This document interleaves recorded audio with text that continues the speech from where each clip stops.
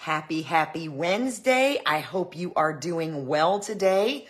Wellness Wednesday is back for episode 89. I can't believe we're closing in on 100 episodes of Wellness Wednesday. If you're just stumbling on my page, my name is Donna. I'm a mom, a nana, a girlfriend, a grad school student who's in the middle of a term break. I'm studying for my Master of Science in Clinical Mental Health Counseling. I have an online activewear boutique. I work part-time for my local affiliate of the National Alliance on Mental Illness, and just so many things. I love to dance, and usually when you see me in the morning, I'm either coming from or going to a workout, which is why you rarely see anything but a ponytail. I love Wellness Wednesday. I started it because I've had a lifelong journey with anxiety and depression and learned that peer support, sharing with others, sharing my story and hearing others share theirs has helped me and others tremendously. So I started Wellness Wednesday because it's a broad topic and we can cover a lot of things under wellness. Although some of it sometimes sounds a little repetitive. But that's because so many of these things overlap. And sometimes we need to hear it over and over and over again before it finally clicks, right?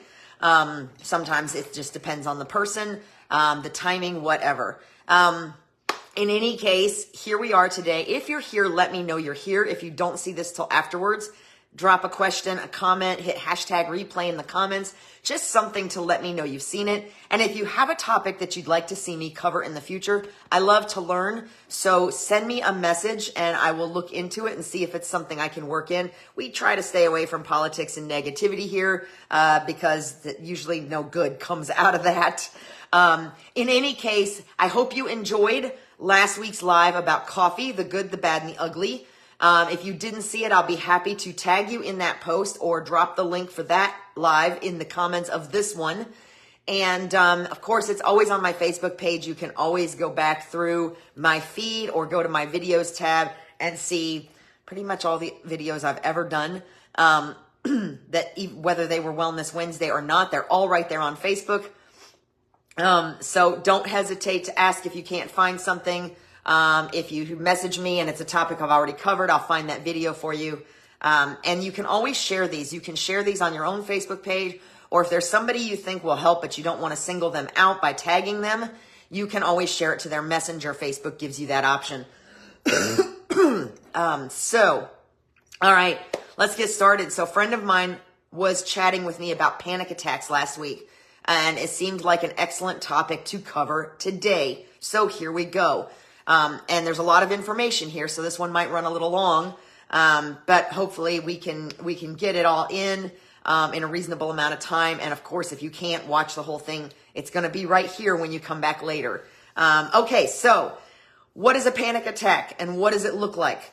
The Mayo Clinic defines a panic attack as a sudden episode of intense fear or anxiety that triggers severe physical reactions when there is no real apparent danger or cause. They can occur without warning and feel like you're losing control, having a heart attack, or even dying. That's pretty scary, isn't it? They usually, on average, they last anywhere from 5 to 20 minutes, but symptoms can continue for up to an hour or so. Panic attacks are also often called anxiety attacks. They're kind of interchangeable, and up to 35% of all people will experience them at some point in their lives. I know that I did experience what I thought were panic attacks. They could have been something as simple as heart palpitations. I saw a doctor once about it and then figured out that for me, it was definitely hormone related. So once I figured that out and did what I needed to do, they stopped. But never really for sure whether those were actual panic attacks or just heart palpitations and maybe some irregular heartbeat. But let's talk a little bit more about this. So common triggers and causes. Genetics. Sometimes genetics can be a cause, and your general temperament. If you're one that's predisposed to be more stressed out and have a more negative temperament, then you are going to be more likely to experience panic attacks at some point. Other things that can trigger it. Good morning, Miss Paula. Thanks for saying hi. Chronic or acute stress, habitual hyperventilation, which is generally caused by very shallow breathing, rapid breathing, Intense physical exercise can be problematic for some people, especially that are not used to it. Excessive caffeine intake. I talked, we kind of covered a lot about caffeine in last week's video on coffee, which was actually more about caffeine than it was about coffee, just spoiler alert. Illness and a sudden change of environment can also trigger a panic attack. So there's a lot of symptoms and they vary from person to person, but the most common are a sense of impending doom or danger, a fear of loss of control or death. Again, pretty scary. Rapid pounding heart rate or palpitations, which I just touched on a little bit. Sweating, trembling, and shaking. Difficulty breathing or shortness of breath or tightness in the throat. Chills or hot flashes. Pick one. You could have both. You could have either. Sometimes I find that the chills come after the hot flashes. Once you've kind of had the hot flash broken out in a sweat, and then you get a chill. Nausea and abdominal cramping. Chest pain, numbness, and tingling. We're going to touch on this a little bit more. Headache, feeling detached from reality or yourself. And in a lot of circles, this is referred to as, "Hey, Miss Carla, nice to see you." So tight throat is something you've experienced before, which is a fairly common symptom with panic attacks. And if I'm looking distracted, the hummingbirds are out this morning. Where was I? Chest pain, numbness, tingling, which is why many people sometimes think they're having a heart attack when they're actually having a panic or anxiety attack. Headache, feeling detached from reality or yourself. That's where I was. And in a lot of circles, this is referred to as disassociation, where you kind of feel like sometimes detachment from yourself refers to what is often described as an out-of-body experience. Detached from reality. I know that I experienced that a couple times as a child, and it kind of seemed like I was looking at everything through I want to say almost like an old movie camera, where things were kind of faded out in the end and everything just seemed like it was happening and that I was observing and not actually part of it. So that can definitely be a common symptom. Dry mouth.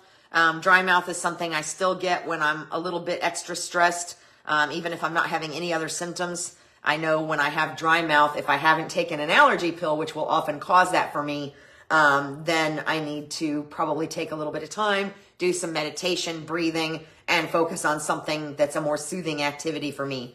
Less common symptoms may include tunnel or dark vision.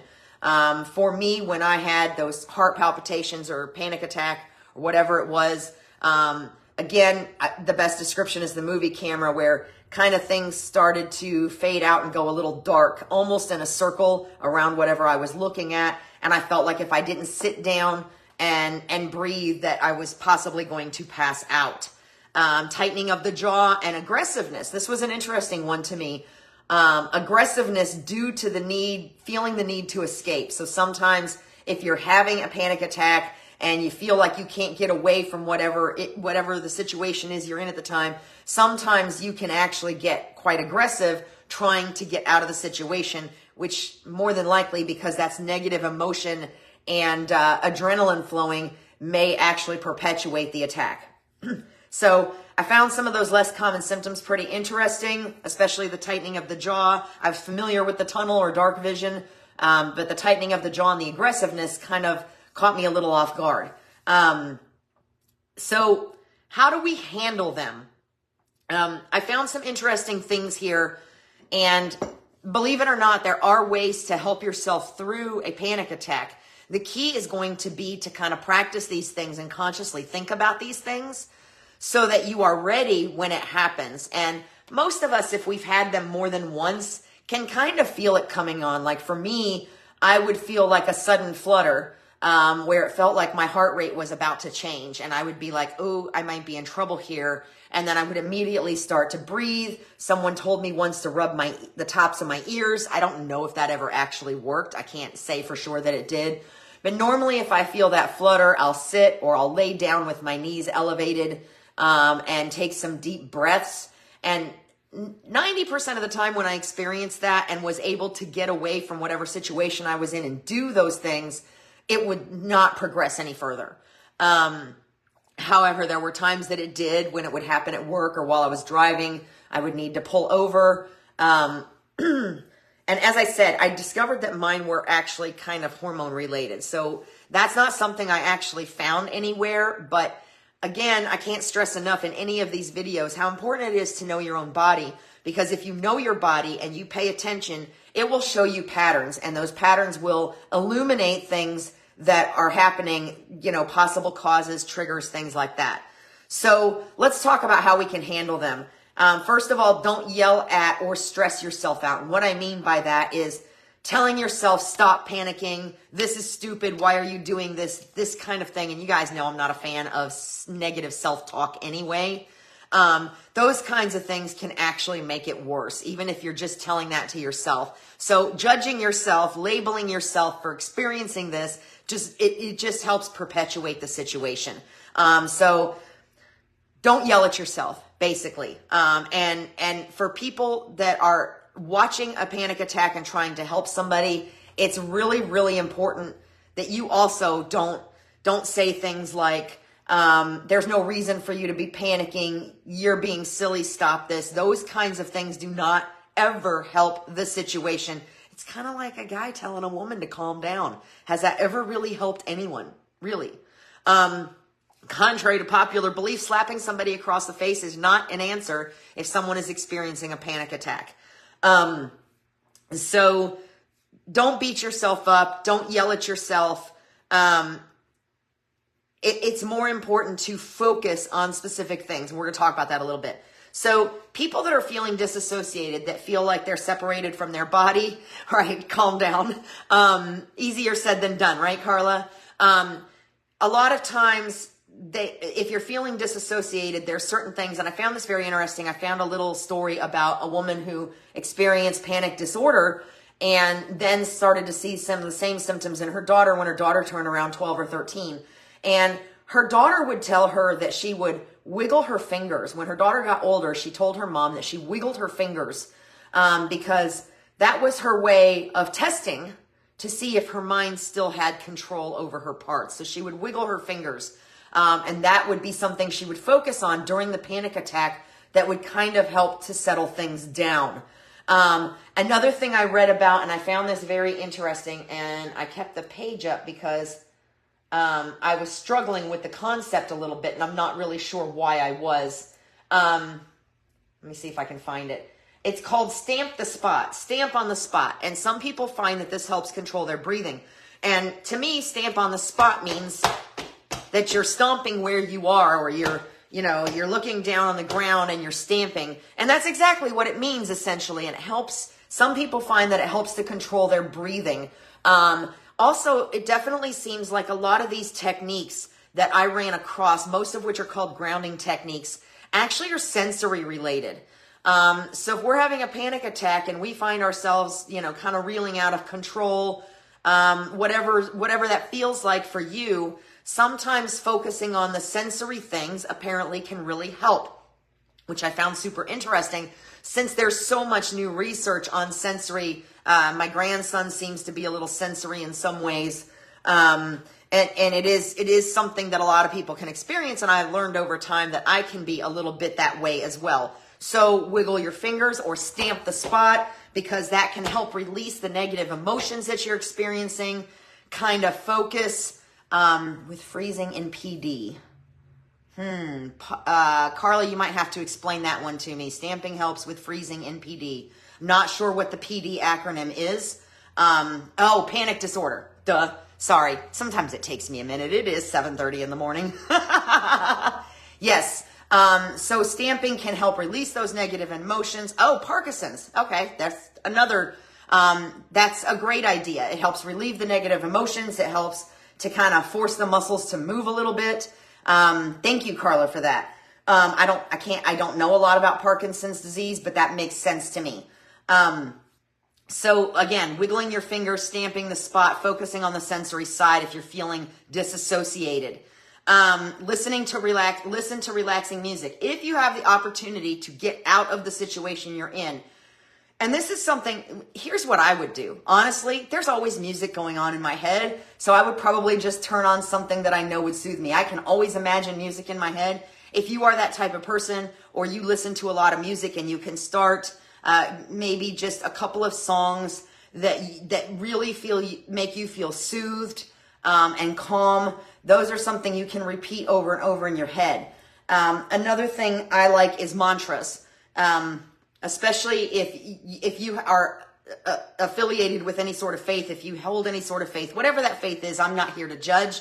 But there may be mantras that help you. In my case, a lot of times, if I'm extremely stressed out, I will repeat over and over again, the Lord is my shepherd, I shall not want, or I can do all things through Christ who strengthens me. So sometimes mantras can help. I use those a lot when I'm meditating and I'm struggling to clear my head. I'll just focus on a sentence or a mantra that has to do with my faith that will kind of help, as I'm breathing, that will kind of help everything just focus in one place. So listening to relaxing music, if you have that opportunity, if there's music playing and it's relaxing, if you're in somewhere like Walmart and you're having a panic attack, and although some of the music for me is relaxing, but it's not the elevator music it used to be, then you can sit and kind of tune in on that.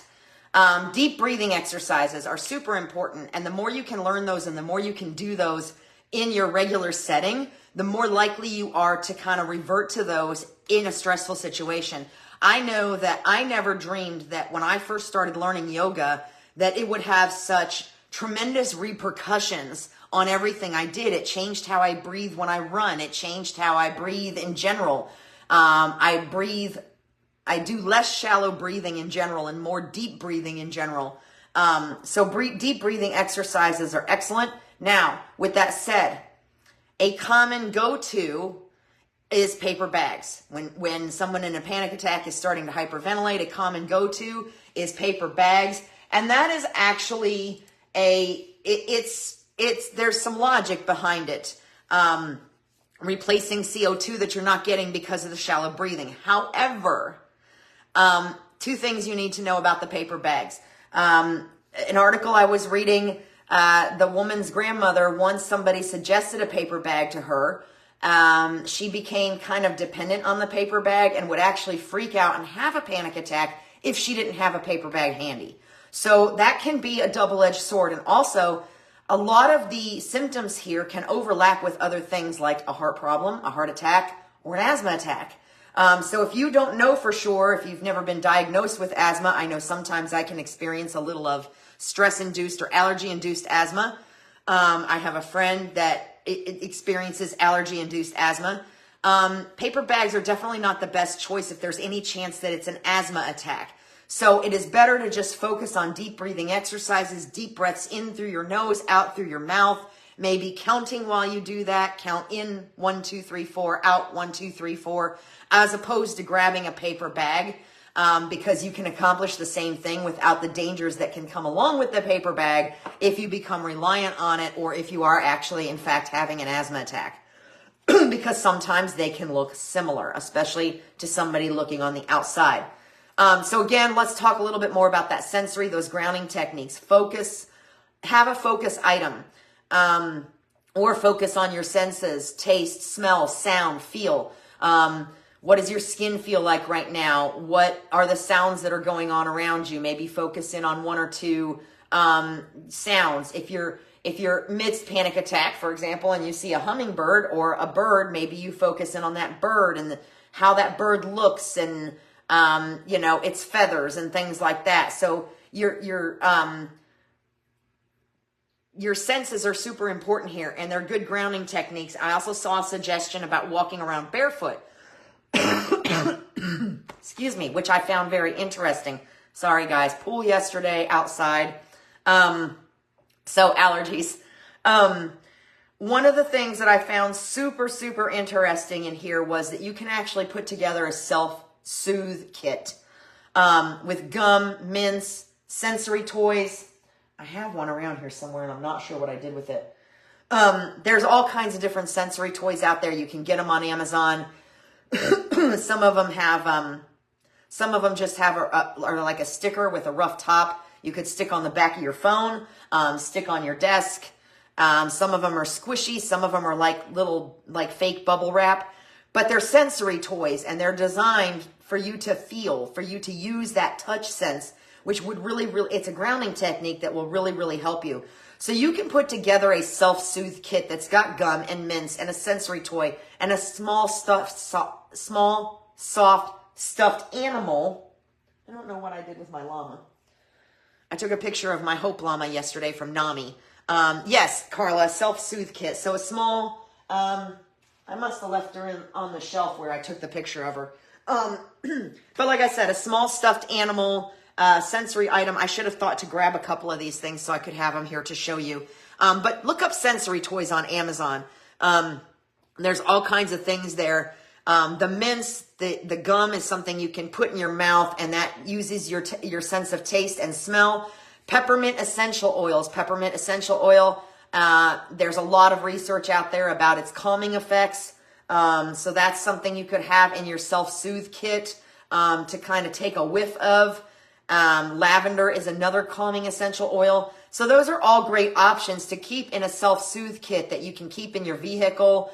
If your panic attacks are more often when you're out and about as opposed to at home, or keep it, maybe keep two, keep one in your vehicle and one handy at home that you can grab if you need it. And that brings us to, again, a focus item. Some people used to keep I can't remember what it was called, a worry stone. It's just a smooth, flat stone. And sometimes they don't start out flat and smooth in their pocket. And so when they would start to worry, this is old school right here. This is way before we started to call things panic attacks or sensory or whatever. A smooth stone that they would keep in their pocket that they would rub when they were getting stressed out or worried or scared. So that's something else that can exercise that sense of touch. Again, sense of sound. There's a lot of things you could do. You could certainly get creative with a self-soothe kit. There's some other recommendations, such as if you're trying to help somebody else, wrapping them in a blanket, tiny, small, slow sips of water. Again, walking barefoot, touching something or sniffing something with a strong smell. Maybe a little sample perfume that you like. That's something you could keep in your self-soothe kit. So I thought the self-soothe kit was probably the most interesting. A picture of your loved one that you can look at, that always makes you happy. For me, that would be my grandkids or my daughter, or my boyfriend. These are all things that you could keep in a self-soothe kit, that you can, when you're struggling, especially if somebody that's with you knows that it's there and sees that you're beginning to have a panic attack, they can break it out for you and kind of slowly hand you things. So in the process of this whole self-soothe kit, and these grounding techniques, which these are things I didn't know. So this is why I get excited when you bring topics to me. Hey, Miss Beth, this is why I get excited when you bring topics to me, because I learn things that I didn't know, and I love to learn, and these are all beneficial. I'm studying for my Master of Science in Clinical Mental Health Counseling. Everything I learn here is beneficial. So I ran across two rules that are grounding techniques that are very similar in nature. One is called the 3-3-3 rule, and the other one is called the 5-4-3-2-1 rule. So the 3-3-3 rule looks like, let me find it. I left a couple of these pages up so that I could read it, but now I got to find them. Okay, so you can use this for anxiety in the moment, or if something triggers you, if you find yourself spiraling into a panic attack. The 3-3-3 rule is this: look around and identify 3 objects. You're kind of forcing your brain to focus on 3 things. Identify 3 objects. Identify 3 sounds that you're hearing. So again, what does this look like? This is you using your senses, like we already talked about a little bit. And then move 3 body parts, like stamp your feet, wiggle your fingers, maybe put your hand up to rub the top of your ear. Again, still don't know, or the lobe of your ear. Still don't know for sure that works, because I didn't get an opportunity to test it enough. But some people do say it works. And then, let me see if I can find the other one. The other one was a 5-4-3-2-1 method, which again, very similar thing. I feel like the 3-3-3 is a little easier to remember, but I guess it depends on how much you practice.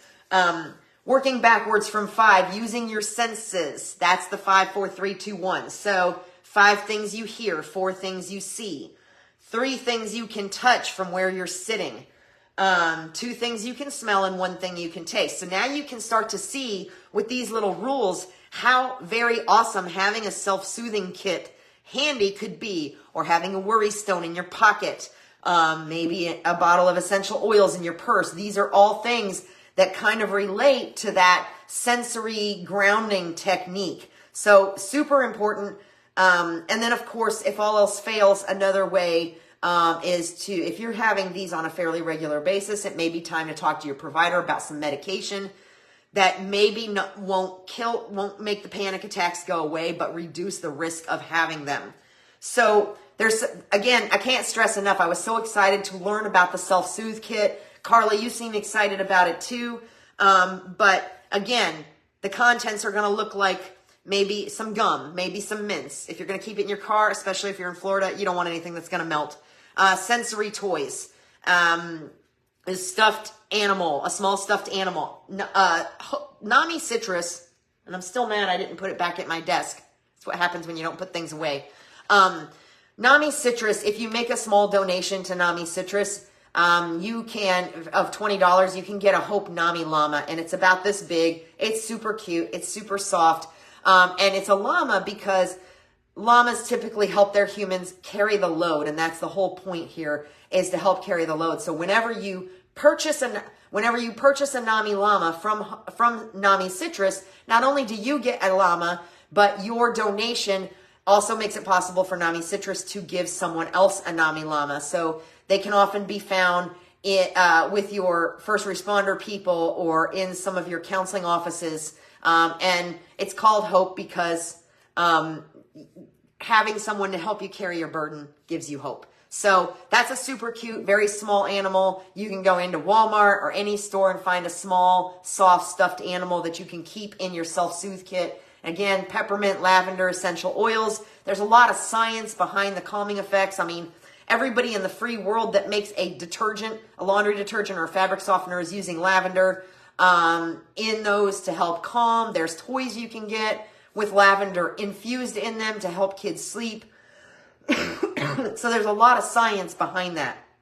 And again, you know, for me, medication is always my last resort, but if I was experiencing on this regular and couldn't seem to control it in any other way, then I would certainly seek out my provider for medication, especially if they were, if the attacks were getting more frequent or getting worse. Okay, so how can we prevent it?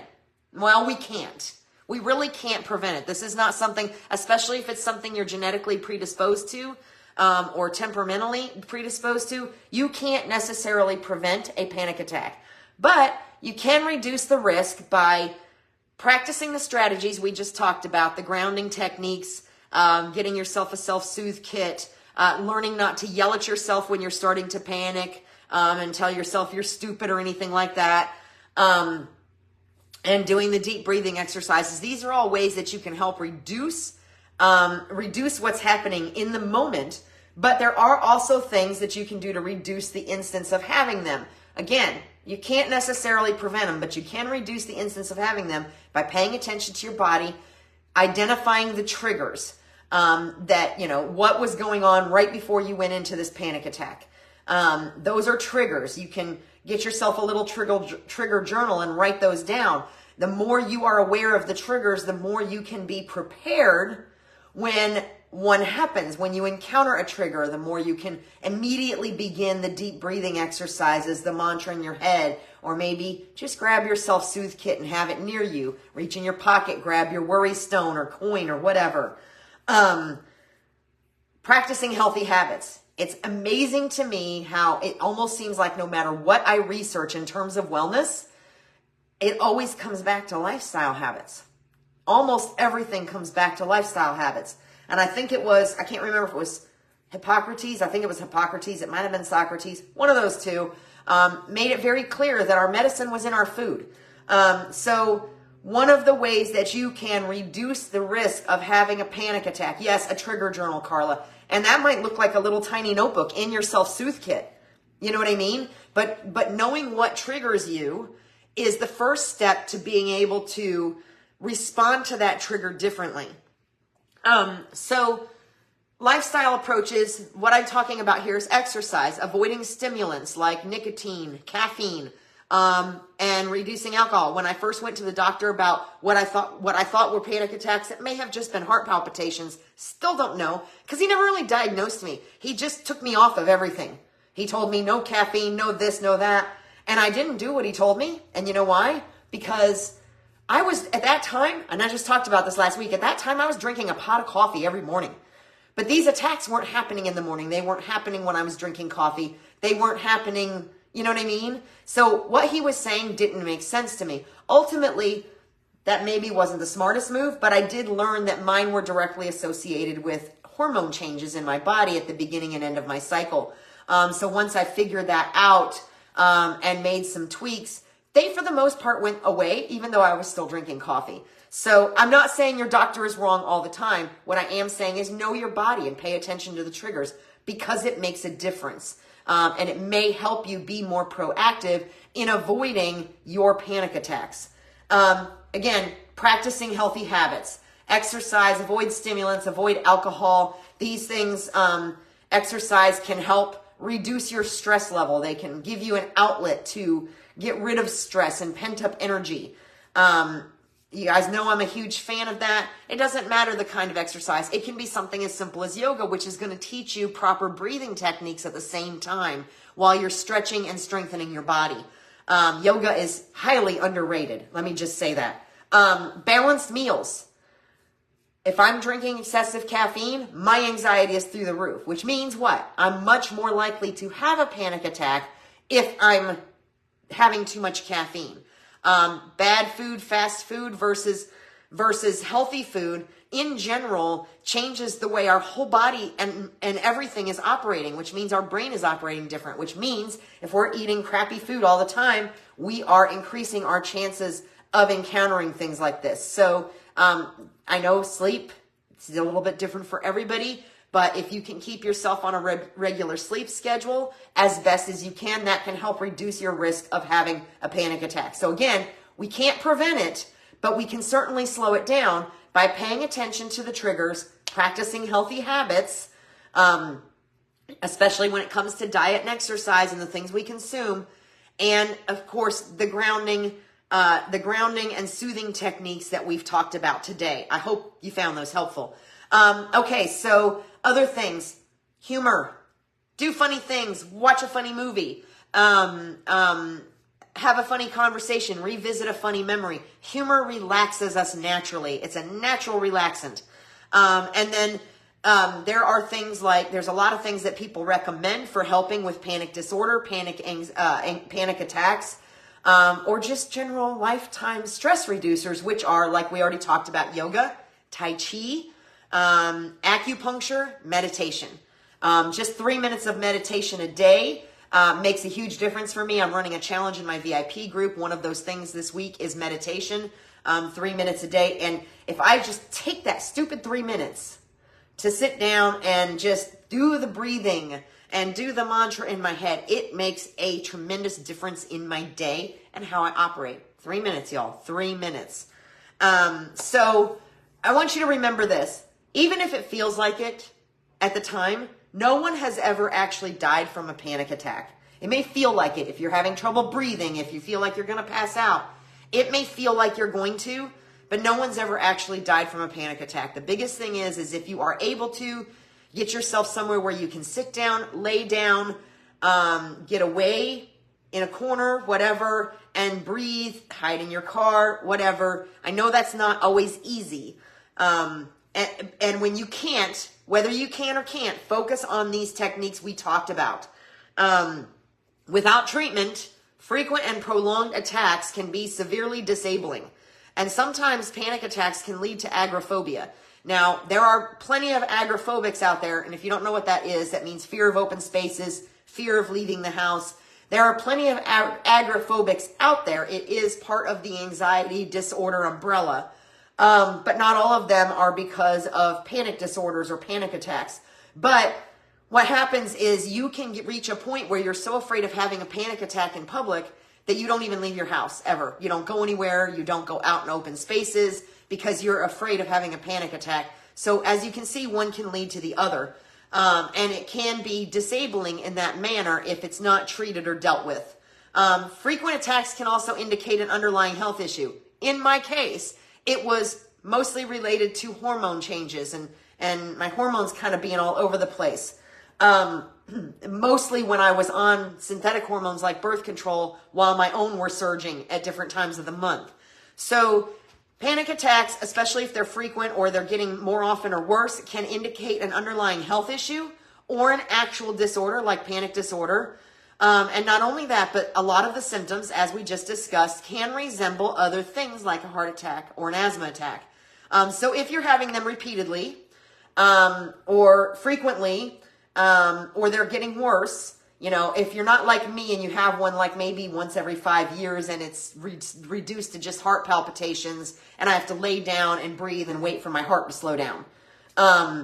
It's very rare for me, so it's not something I've sought medical attention on since that first time.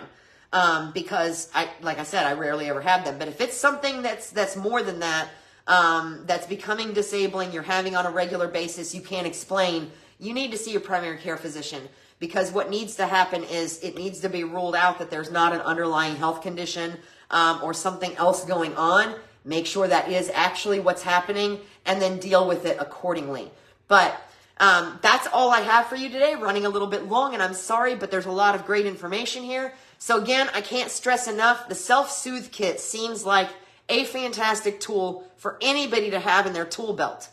And again, just little things like gum, mints, a sensory toy, a small stuffed animal, a worry stone in your pocket, essential oils like peppermint or lavender. These are all things that can help you use those senses according to the 3-3-3 rule or the 5-4-3-2-1 rule, that will help you get where you need to be, whether it's to just help calm you and get you through the panic attack faster, or maybe as you sense it starting to stop, maybe you are able to get control of it before it turns into a full-blown attack. These are all things. Most importantly, recognize your triggers and tell yourself that it's not a big deal. It's really not. It may feel like a big deal, but it's no, I saw a comparison and I can't find it now. If I can find it, I'll post it in the comments, but there was a comparison to, you wouldn't be embarrassed if you had this or this, so why would you be embarrassed about a panic attack? It happens. Do not beat yourself up. Work toward recognizing your triggers and knowing and telling yourself that if you have one, it's not the end of the world and that you're not going to die from it, that you're going to get through it and you're going to do better next time. Or maybe that you need to see your doctor, whatever. But a lot of the battle is in how we speak to ourselves when something like that is going on. So put together that Self-Soothe Kit. Talk to your physician if it's something that's happening on a regular basis. And I hope you found this helpful. If you found it helpful, please share. Or, drop a comment, shoot me a message, whatever, let me know. And I will drop the information about the 3-3-3 rule and the 5-4-3-2-1 into the comments so that you guys have that information. And if I can find that comparison, I will put that there too. Also a little picture of Hope the Nami Lama. In any case, let me know if you need help with anything. Let me know if you have a topic you'd like to see me cover. You're most welcome, Carla. I hope you found that helpful. Beth, thank you. I know you came in partway through. Definitely worth going back and checking it out from the beginning at your convenience. And I hope you have a wonderful day. Like I said, if this can help somebody, share it to them in Messenger, share it on your Facebook page, whatever. Shoot me a message if you have a question, drop a comment. Thank you so much, and I hope you have an amazing week. Most importantly, be well, and I will see you next Wednesday. Bye.